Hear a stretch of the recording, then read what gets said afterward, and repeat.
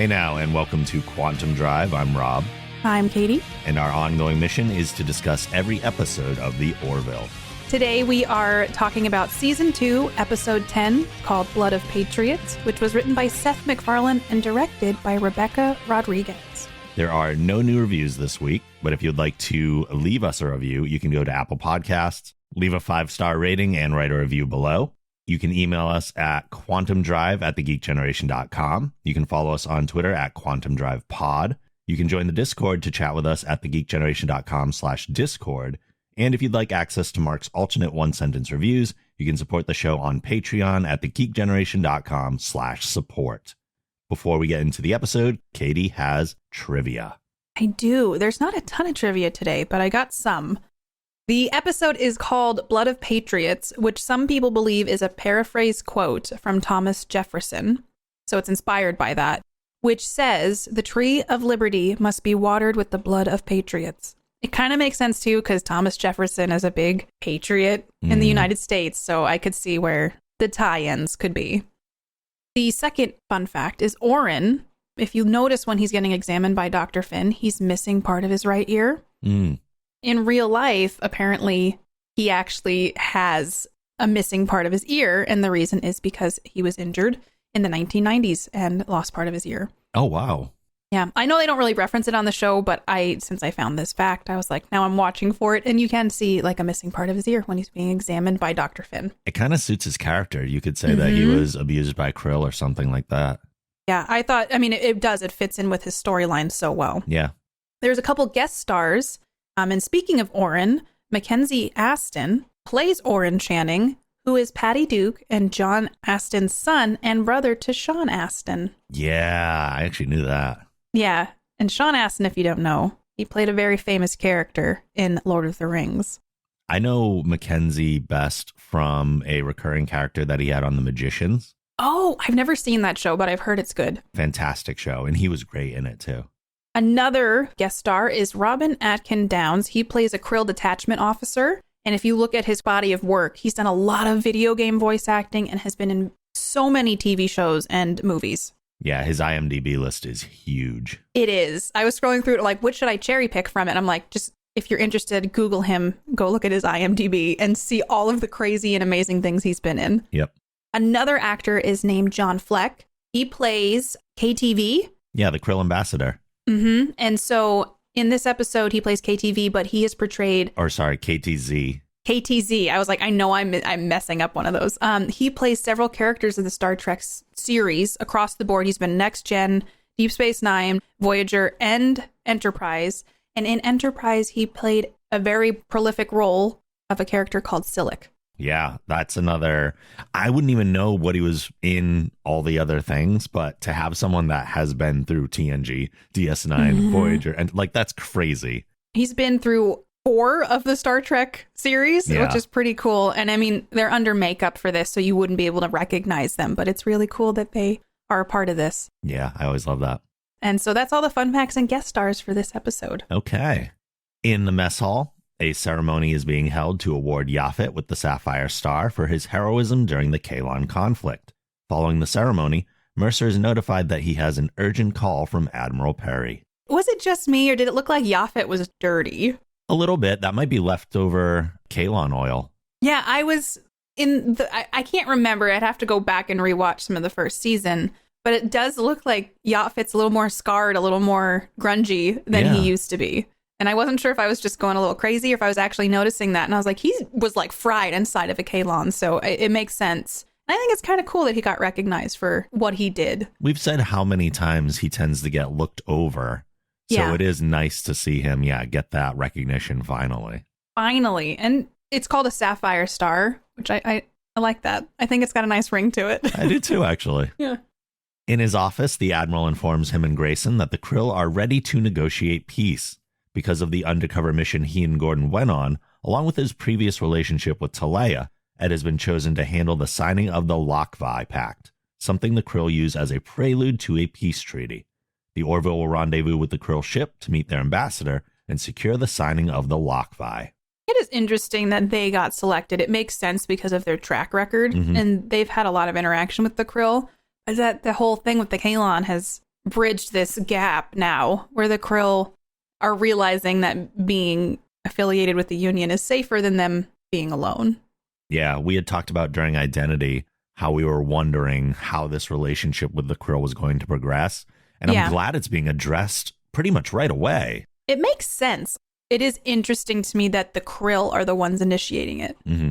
But I think that they've always had that power in the relationship where the Union's like, yeah, let's be friends. But the Krill were always like, nope, Avis doesn't want this. But apparently something that happened as big as seeing how powerful the Kaylon are and the enemy of my enemy is my friend. Yeah. I think that kind of philosophy played into it. Yeah, and Captain Dalek said in Identity as well that Avis has brought them together for a reason. Mm-hmm. So the Krill might be initiating this out of the fact that, hey, our god wants this to potentially happen, so we should probably pursue it. I'm so curious what all of this will mean down the road. Yeah. As the Orville approaches the Krill ship, Bortus detects a Krill shuttle in the area, and the Krill ship is firing upon it. The shuttle hails the Orville and requests emergency docking, so they open the shuttle bay doors and activate deflectors. It crashes into the shuttle bay, and a team rush to their aid. Tala rips off the door, and Dr. Finn examines the pilot, who's unconscious but stable. He's accompanied by a woman who appears to be terrified of them. As Gordon secures the console, he turns and recognizes the pilot, his friend Orin. Okay, few things. Yeah. Firefly. I got major. Okay, you've seen Firefly, right? Yeah. And Serenity.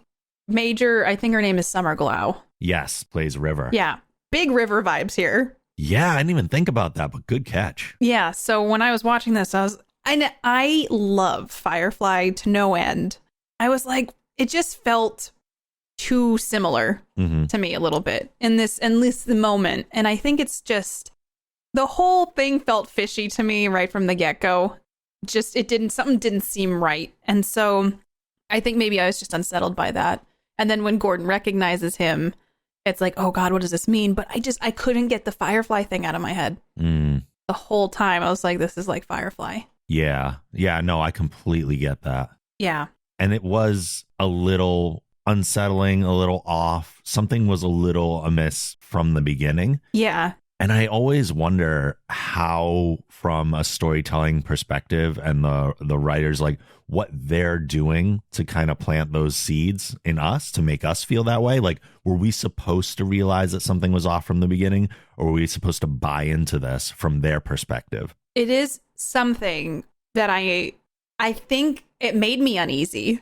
And that is it a testament to the writing over me just being like, I don't like this. This is too much like Firefly. It's more of like something feels off and I don't like it. Yeah. So it's not like I don't like the story. I just don't like it. It makes me uncomfortable kind of thing. It's triggering something inside of me. Mm-hmm. On the bridge, Mercer is speaking with the captain of the Krill ship. He demands that they hand over the criminal who they claim is responsible for the destruction of 4 Krill vessels, 3 of which occurred in the last 30 days during the ceasefire. He also claims that Orin is in possession of a powerful weapon, yet nothing was found when the crew searched the shuttle. He agrees to meet with Mercer aboard the Orville to discuss the matter further. Orin kind of denies all of this, right? Oh, yeah. He says he doesn't have a weapon. He didn't blow up any Krill ships. I think Orin in general just rubbed me the wrong way. I feel like Orin, as much as I was like, he's an old friend of Gordon's, I'm like, I don't know, there's something sketchy about this dude, like right away. And the Krill are very like aggressive, but I don't know, I've never gotten the impression that they would lie. That's a good point.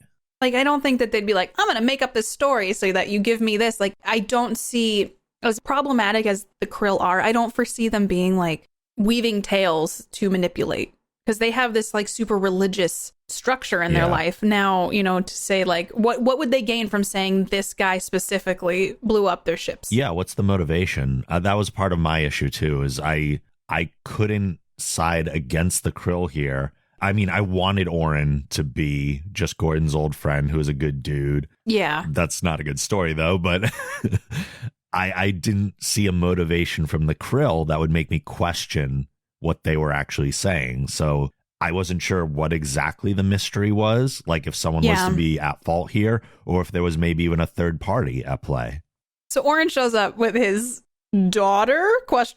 And she was so much dirtier than Oren, Yeah, by the way. True. So, like, there's just something amiss. And then, like, how Oren acted was kind of aloof and, like, don't question me. I've been in a prison camp for 20 years. Yeah. And I just, like, something doesn't feel right. And the fact that the Krill are here now trying to do peace talks with the Union, and they didn't call it off because of Oren, even though there was ceasefire that had been breached by Oren.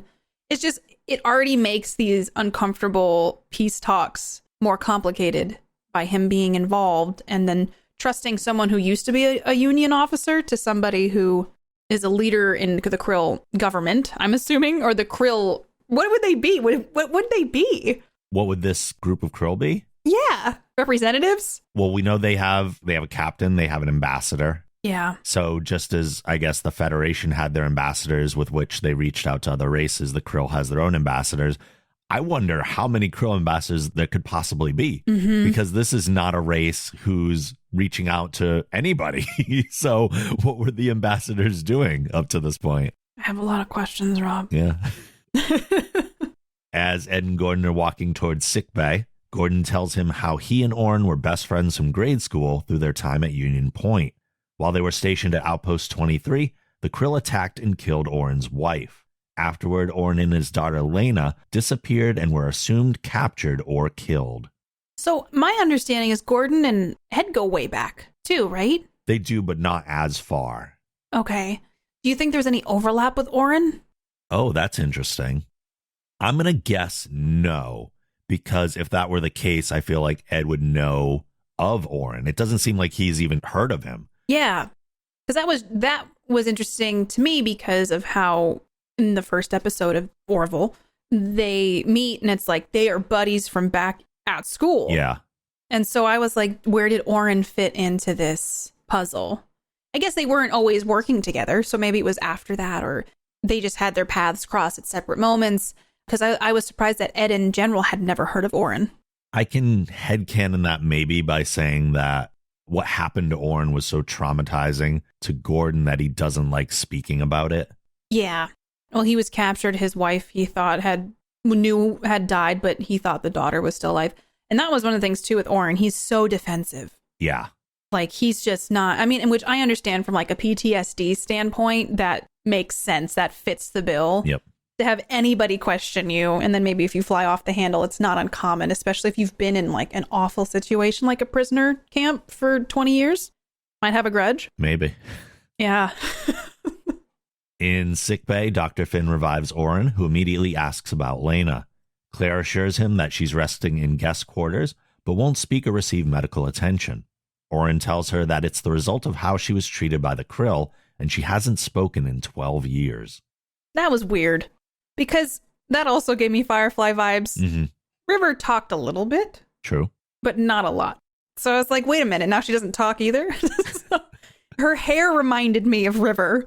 There was just a lot that, in my head, I'm like, is she just essentially like, because the Krill go, he's got a weapon. Yep. My immediate thought was, oh, it's her. Yeah. Because of Firefly. I mean, she was like a trigger word, and then she just kicked some butt. And so in my head, I was like, oh, she is somehow the weapon. And those parallels I couldn't like change my brain on. Yeah. I found myself not liking Oren. I don't think we're supposed to like Oren that much. I know. I wanted to though, and I think that's my struggle with it, is I really wanted to like Gordon's old friend who had been through some stuff. Yeah. I also don't know how old Mackenzie and the actress playing Lena are. Mm-hmm. But I didn't necessarily buy that she was his daughter. No, because Gordon's probably, what, 40-something? Maybe, like young 40s, late 30s. Late 30s, young 40s, because I thought that too. I thought the daughter seemed kind of old for being his daughter. Yeah. Even though they said it's been 20 years, so... Yeah, I guess she looked older than 20. Yeah. And perhaps that's me just being awful and not... And who knows how old she was when they disappeared, supposedly. I think it was like 1 year old or something like that. So, yeah, I don't know. I had some hard times reconciling their age. I think maybe that was part of it, though. Yeah.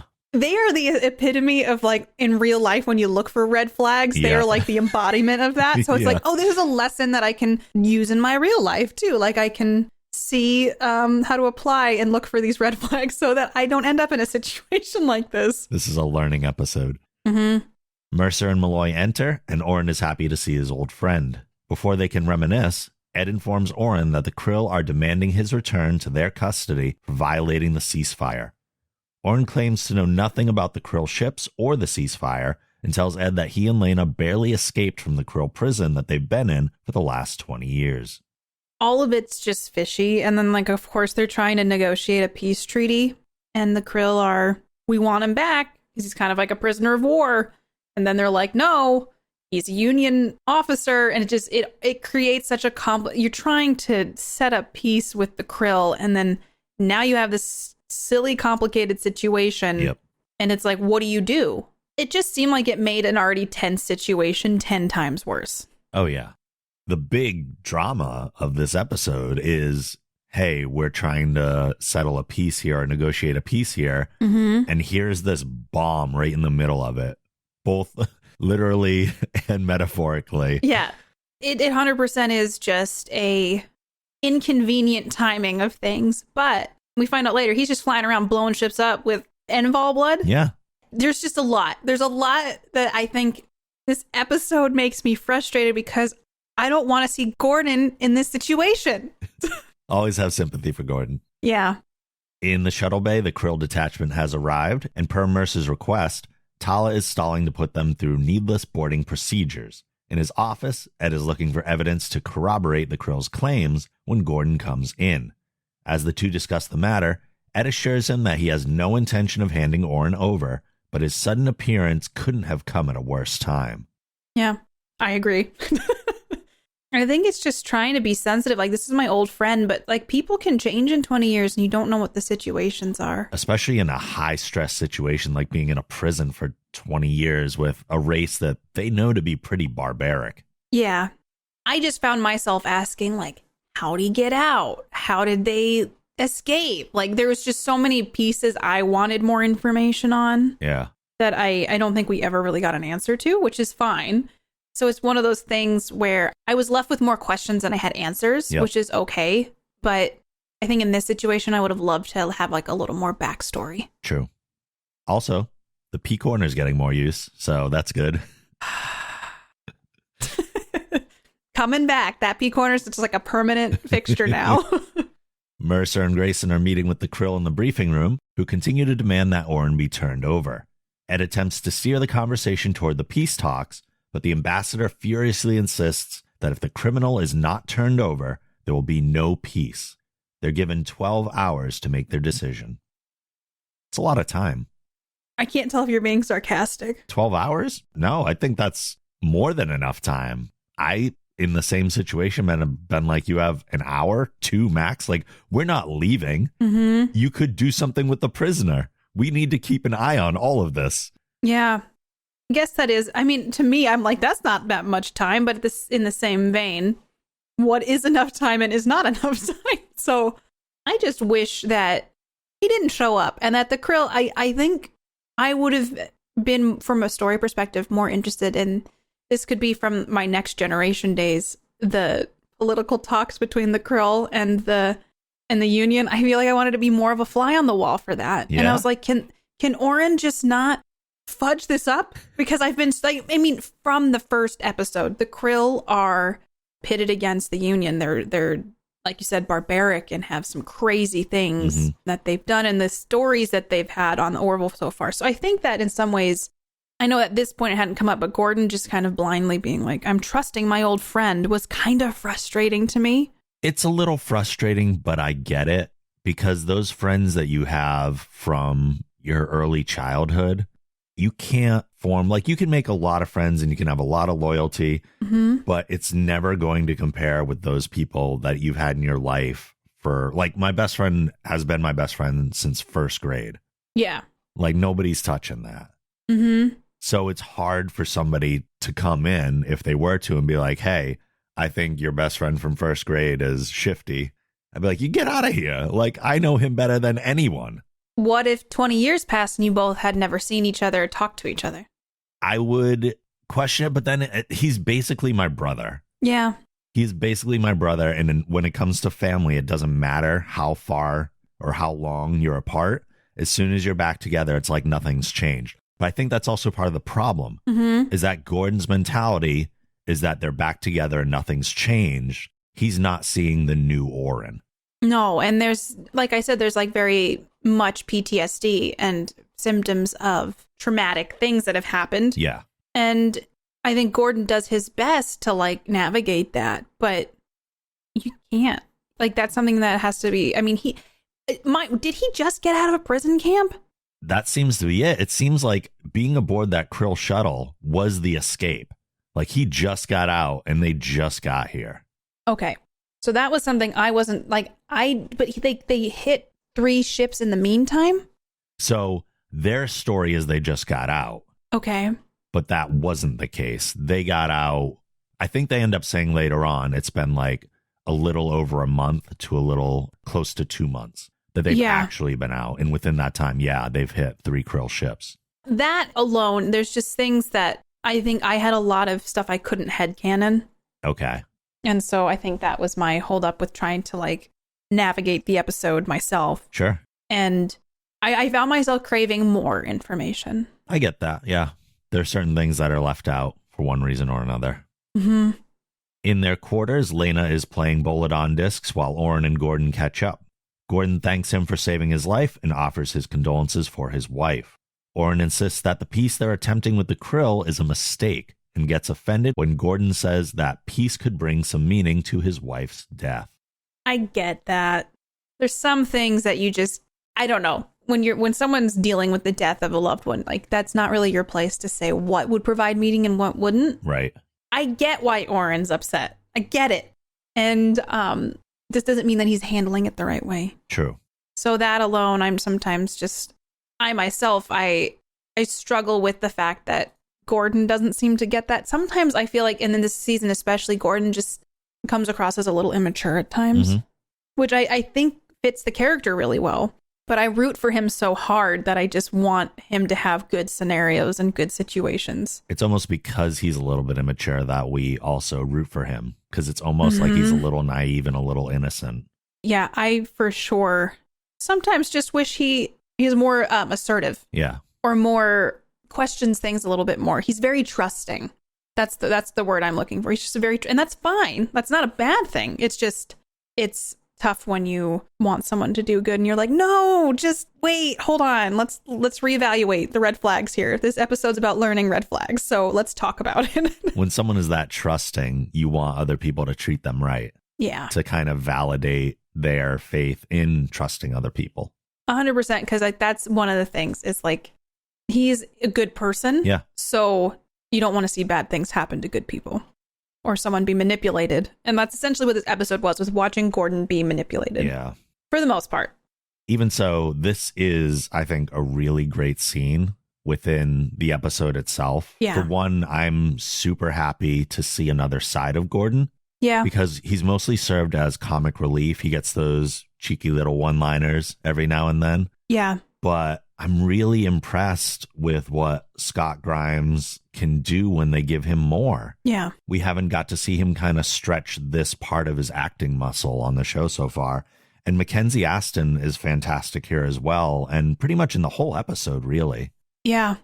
There was the dynamic between them is really good, despite me going, I hate this. And I use that not in the way of like, I hate the episode. I guess I'm trying to over-explain myself, but just kind of going like, oh, like I know something's bad here. I think that's the feeling you're supposed to have, though. And that just even accentuates how effective they were at playing these roles. Yeah. Still makes my heart go, wait a minute. Poor Gordon. Yeah. In the mess hall, Kelly and Tala are sitting with Lena, and Tala shows her a Pelpifa, a musical instrument from her planet that combines musical tones with holographic patterns. Short little scene. Yeah, I thought it was pretty cool. Yeah. Like the light waves. Holographic images, yeah, just kind of coming off of it. What did you think of the music? Yeah. Like the way she was playing it too, I was like, this is just intriguing. It's like, I can't think of the name. That chess game they played. The Bolodon discs? It was similar to that, where it's neat to see future tech, like future fun. It's the future fun. Like, it's neat to see the pieces that are part of culture in the future. Because there was really, like, this was supposed to be, I think, again, drawing to PTSD, a soothing thing for her to work through her issues. And I liked that they included that. And then you got to see something that's a really fun, future fun thing. Like like future recreation. Because you don't see a lot of that on shows like that. Yeah, and just a little extra piece of Zelayan culture. Yeah, which I'm always more curious to hear about and see. Yeah. Also, does Dan have a thing for Zelayans in general, or does Dan just have a thing for every woman? Dan just wants to be loved, Rob. I think that he's the epitome of a nice person who tries too hard, but he's got a good heart. I never said he didn't have a good heart. He just gets on my nerves. I know. I think he might have a thing for Zelayans. I think he just wants love. I think he's him and Dr. Finn should get together. Interesting. Yeah. Just going to throw that out in the universe. Ed stops by Tala's office for an off-the-record conversation. He asks her what she thinks of Oren, and she says she doesn't trust him. There's no evidence to prove he destroyed the Krill ships, and she found no weapons on his shuttle, but he just rubs her the wrong way. Before he leaves, Ed asks her to keep an eye on him. What do you think about the course of action here? Like, Ed's asking questions off the record, and Tala's opinion of Oren, it's all very, like, unofficial.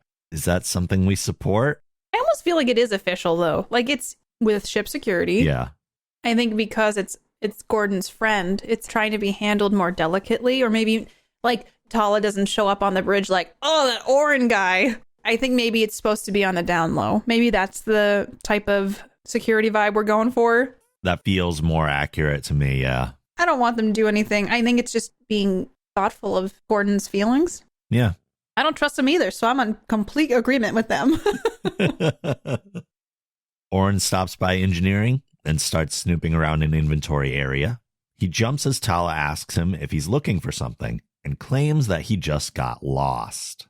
He was snooping around the engine room. He was touching things he shouldn't. And he got caught. Like, the way he acted was he got caught. Yep. Why wouldn't Tala check the drawer? I think she looked at it, but one, she might not know what the inventory is, and two, nothing was actually missing. He didn't take anything at this point. Oh, yeah, he came back and got it. That's right. I hate it. It's so skeevy. Yeah, super suspicious behavior, major foreshadowing, and Oren had kind of rubbed us the wrong way up to this point, but at this point, it's like, oh, okay. He's not a good guy. Yeah. Tala reports the behavior to Mercer and Grayson, and Kelly asks her to have Lamar check if anything's missing. They then make a call to Admiral Perry, who tells them that based on the importance of the treaty with the Krill, the Admiralty is considering a provisional extradition treaty if they found out that Oren's guilty.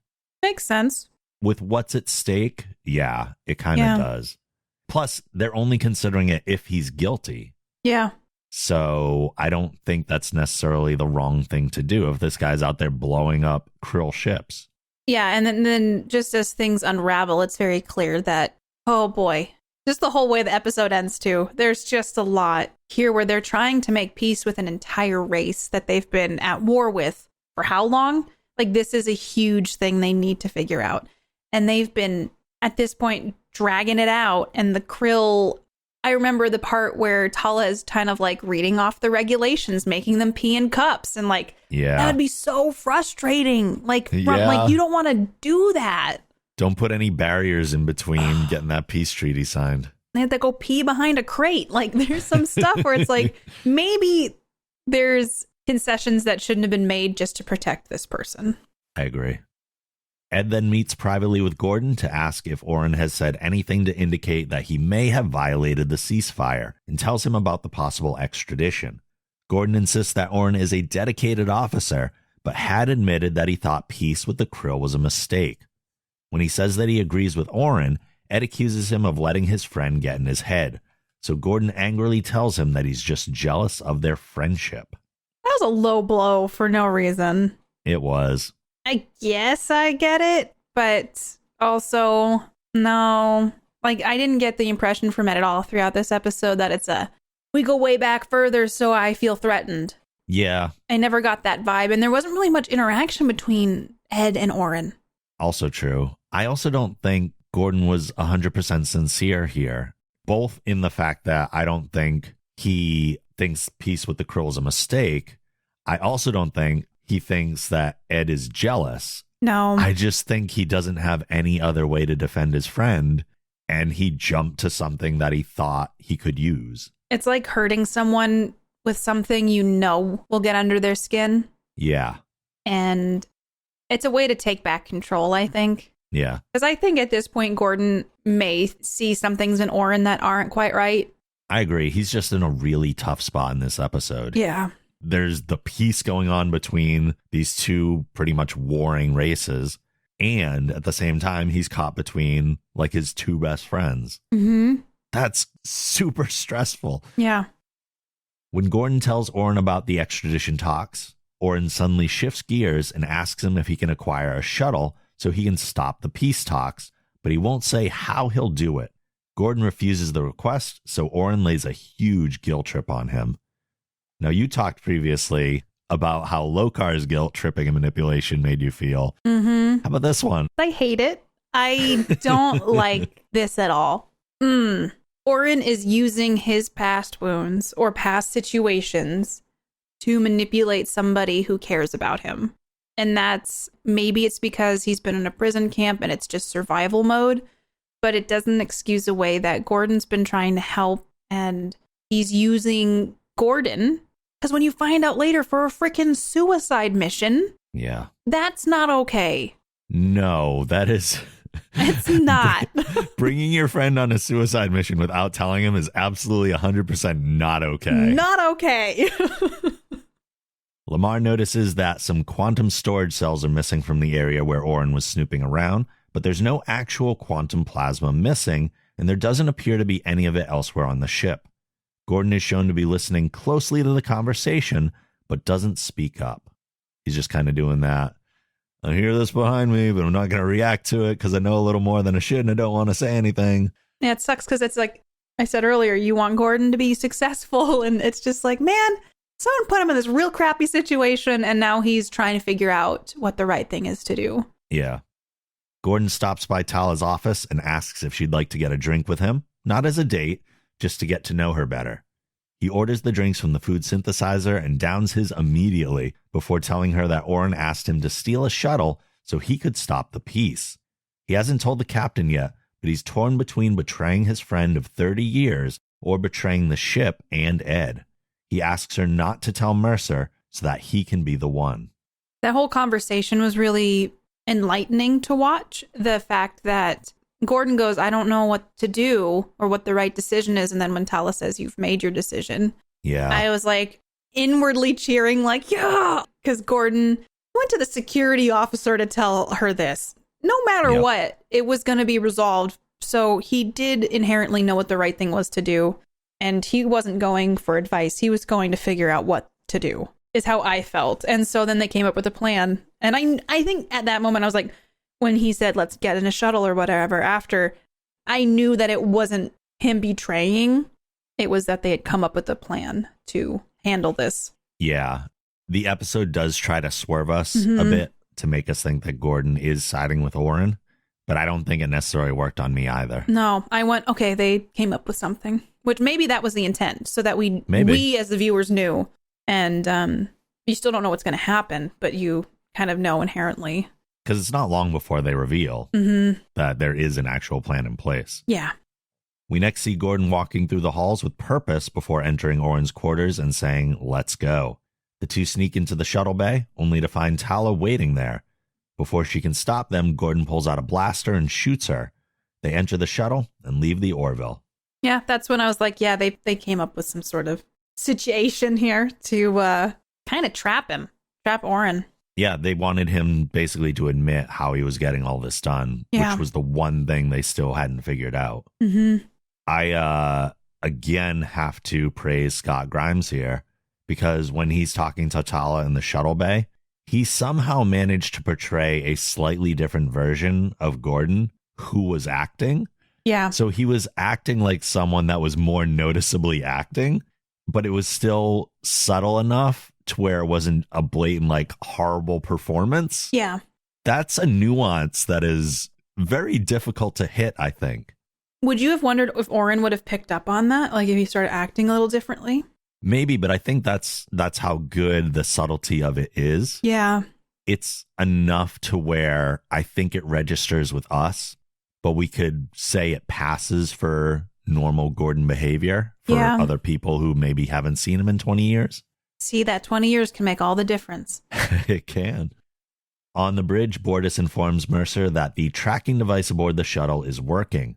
Tala awakens in the shuttle bay, having only been stunned, just as the Krill hail to inform them that they'll arrive in 30 minutes.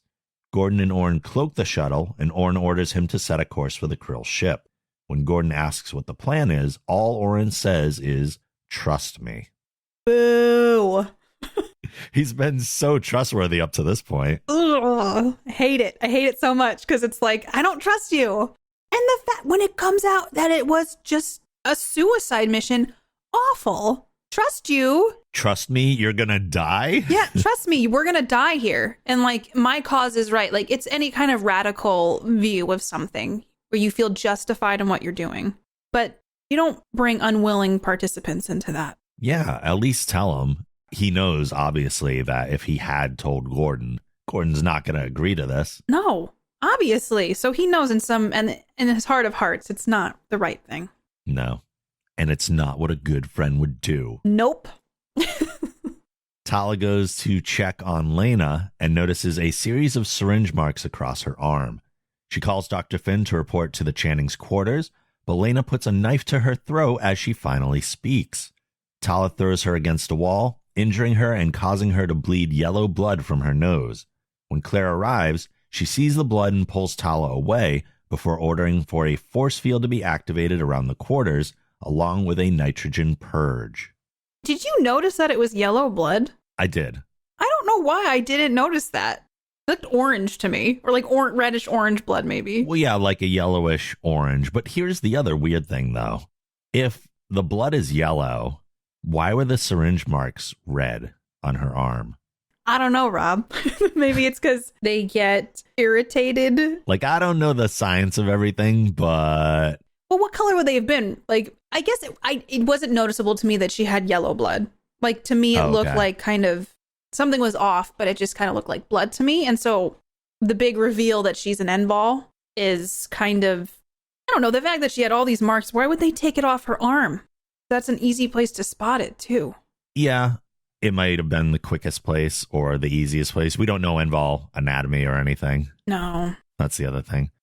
But I will say that knowing that she has yellow blood explains her complexion a little bit. I feel like she didn't have the warm complexion that humans... She looked anemic. Yeah, kind of. Exactly. Yeah. So that kind of explains that part to me. But it also explains why I wasn't necessarily buying that she was Orn's daughter, because there was something off about her appearance even. Yeah. She was really dirty, though. Like, dirty and sick, really sickly looking, but it was excused away by she's been in prison camps. Yeah. She doesn't trust people. But that's why the reason didn't want to have an exam was because she was this race. More lies. Dr. Finn informs the crew that Lena isn't Channing's daughter. She's an Enval, a race of beings whose blood contains a compound that becomes explosive when combined with a nitrogen-rich atmosphere. They piece together that Orn has been using her blood as a weapon to destroy the Krill ships, and that without torpedo launchers in their shuttle, Orn and Gordon are on a suicide mission. Glad they figured it out, but it was almost too late. Yeah. We get like a little snippet about the N-ball, but it's very much like just kind of a, not like a throwaway thing, but just kind of like, here's a, for lack of a better word, we're dropping this bomb on you. Yeah, a major piece of information out of nowhere. Mm-hmm. And then that's when like the climax of the show is just like, uh-oh, because he activates the bomb on the shuttle. Yeah. Like shortly after this. Yeah, and even though the info on the N-balls and everything kind of comes out of nowhere, like there's no way to predict that that's what's happening here. I still kind of like the solution to the mystery. I feel like it checks out from a science fiction logic perspective. Like, oh, okay, these people have blood that reacts with this and becomes explosive. I'm like, okay, yeah, I can buy all that. Yeah. It wasn't too out of left field that you go, huh? Yeah. Like it was like, that was like what they were building towards, I think. As the Orville sets course to pursue the shuttle, Gordon demands an explanation from Orin. He reveals that his daughter was killed 20 years ago along with his wife, and that he's been using the Enval woman's blood to destroy Krill ships as an act of revenge. Gordon pulls a blaster and contacts the Orville, and Orin jumps him. After they fight, Orin starts a timer on the blood bomb and goes to set a course for the Krill ship, but Gordon blasts and destroys the console before he can. I like that you called it a blood bomb. I found it to be the best name. I don't know. It works. I think, I'm just disappointed at this point. Yeah. And just the way Orin is acting is so entitled. And so I try to be empathetic because of his situation. He's lost his wife and his kid, and he's been tortured by Krill.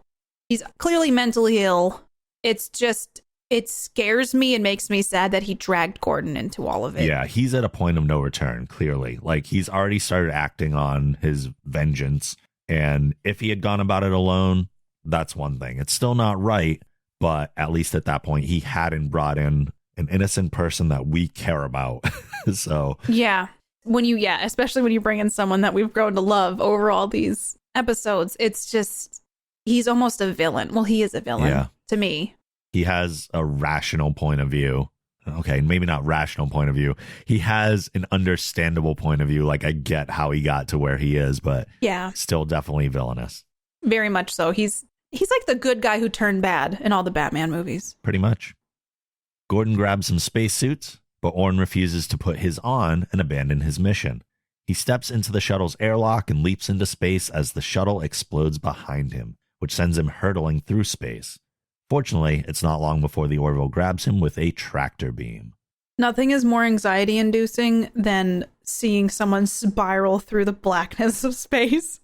It was a bummer. He tried to save Orin, and then he just had to go. I mean, he had no other solution but to put himself in a suit and go out. Yeah, that's the way out of this. Mm-hmm. And I didn't see any thrusters on the suit because I was like, because when he started spiraling, I was like, oh God, because you could just do that forever in space. And that the best way to describe all of this for me was just, because it's stressful to think about that. It's stressful just to be on the precipice of leaving the shuttle, staring out into the empty blackness of space, knowing that you've contacted the Orville, but not knowing if they're going to find you in all of space. This is what my brain was doing. Are there thrusters? Is there some sort of tracking device? Does he have a way to communicate with them? Like, I was doing all that, and then luckily the tractor beam locks on him, brings him home. Also here, I think, too, we see Orin's level of psychosis. Like, he's staring at and holding that blood bomb as if it's actually a member of his family, like it's his dead daughter. He has that thing clutched like a baby,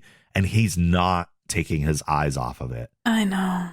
I mean, he's very sick. Yeah. And so it's just unfortunate that this is the precipice that he's gotten to, where he's just devastatingly vengeful.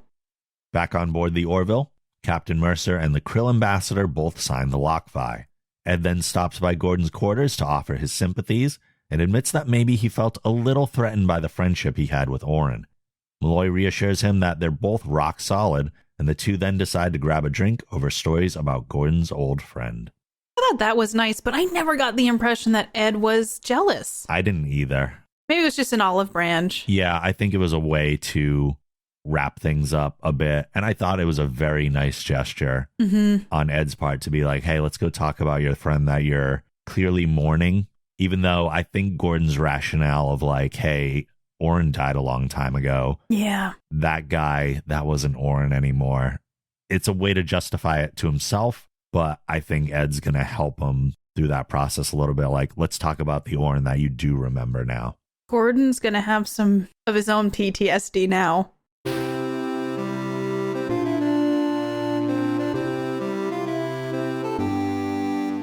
So then, what is your big takeaway from this episode?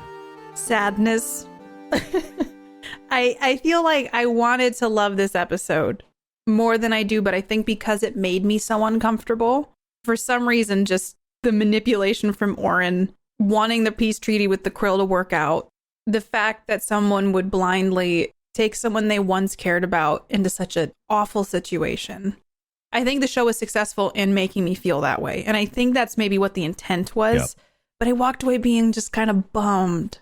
Just bummed out. That's understandable. There are episodes where that might have been its point. Yeah. And it could be a good episode, but not one you really want to watch. Yeah. And I think the whole part where Gordon is leaving the shuttle was really well done.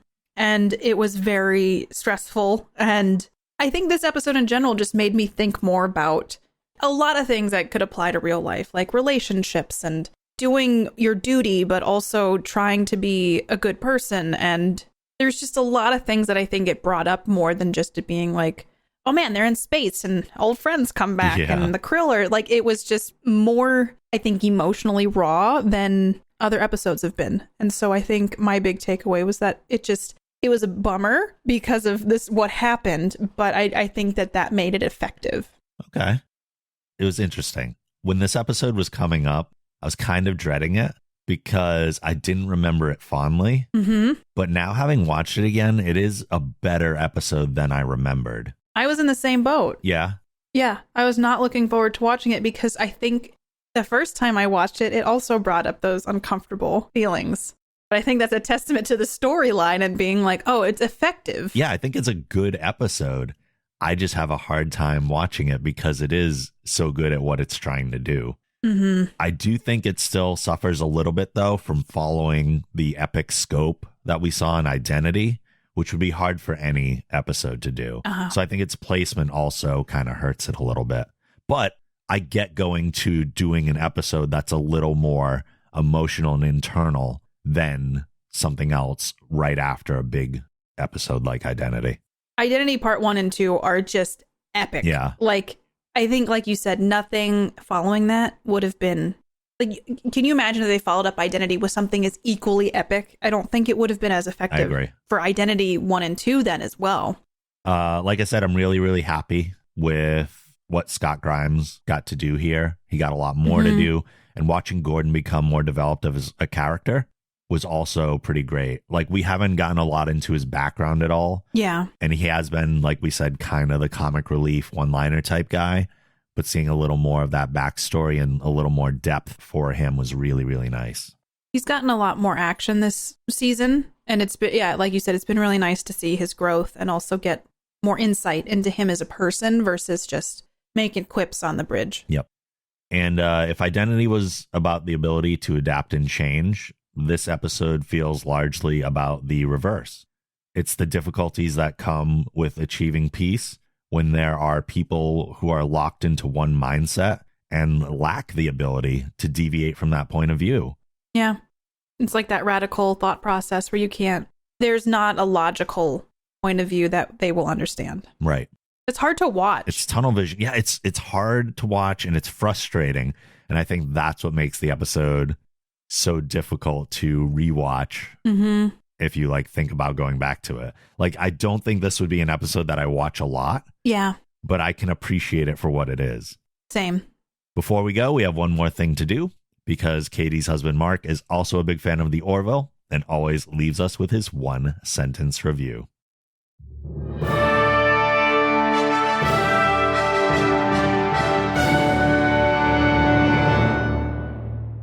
The signing of the lock of eye in our house is when Katie and I start asking each other, what should we do for dinner at 11:52 a.m.? Quantum Drive is a production of The Geek Generation. If you like this show, be sure to check out our other podcasts on the Geek Generation Network at thegeekgeneration.com. If you'd like to support the show and get access to exclusive bonus podcasts along with other perks, you can visit our Patreon campaign at thegeekgeneration.com/support. You can follow Quantum Drive on Twitter at Quantum Drive Pod and me at TheRobLogan. You can follow me on Twitter at PlayKatiePlay and on Twitch at Katie Peters Plays, and Katie is spelled Katie. Please rate the show and write a review on Apple Podcasts. If you do, we may read your review on an upcoming episode. Finally, questions and comments can be sent to quantumdrive@thegeekgeneration.com. We're out of here for now, but we'll see you soon In the future.